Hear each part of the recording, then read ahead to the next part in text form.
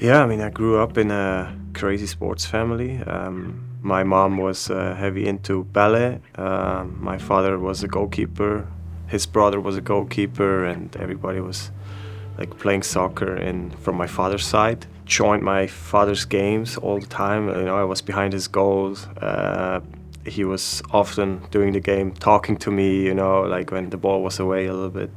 So I always had that connection to soccer, and on the away trips when it wasn't too far, they took me into the team bus, you know, so I was with all the players, and that's just something that probably helped also to bring me closer to the sport. And for me, I think it was very clear that one day I want to be like my father, you know, and so I grew up like this, and I'm very happy that I had him also in my younger years as a goalkeeper, and he helped me a lot. I remember my father buying us like some lights for outside, and he put them somewhere at the house so we could stay longer outside and play soccer. Yeah, it was never seen as a job. It was always something we really like to do, and just a hobby, and spending time together outside. As a kid, I always cried when I lost. I was a terrible loser. I just couldn't handle losses, and it's still very hard for me to lose nowadays. But for me, it's more important to have the energy to spend good times than wasting the energy on what happened that wasn't that good. I had a tryout by the city rival FC Thun, where my brother currently is playing. After the trial, they said, yeah, no, you're not good enough. And that was like really hard for me at that time to understand, like, well, you're maybe not gonna make it.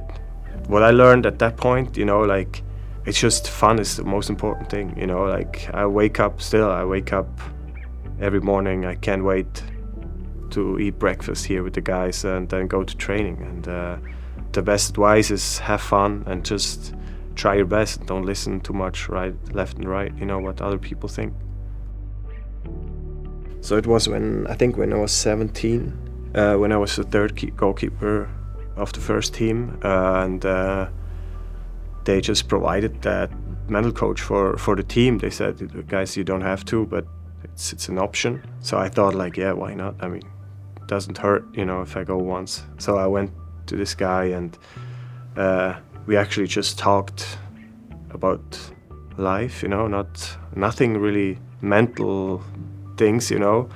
I really liked the conversation, just like talking to someone after training. We just had normal conversations, you know, and I noticed like him leading these conversations towards mental stuff, you know, things maybe I'm struggling with, or what is important for me, and yeah, just to open up a little bit, like what is important for me, what do I think is important in the job, and whatever it is. Whenever I have a problem or I am struggling, I don't know where to put my emotions or how to react to certain things. Like I can call him, and he's gonna help me just with listening or like asking the right questions. Yeah, I think it's different from player or person to person. One of my problems was like playing a chip ball to the outside back. You know, like it felt so hard for me because it's an action who actually needs like a little bit like of a feeling how you hit the ball. You can not just hit it full power, or you cannot just if you hit it not hard enough, the other team is going to intercept it and it looks really bad. If you hit it too hard, it goes out of bounds and you look bad too. Sometimes feels like when I want to take that ball, I feel like I'm having fever. I'm having like the fans, these so many people around you, like they are pushing against you, you know, like you're like so much under pressure. You feel like, oh, I have to bring that ball to the man, otherwise they're gonna see that and they're gonna think he's not good enough with the ball on his feet.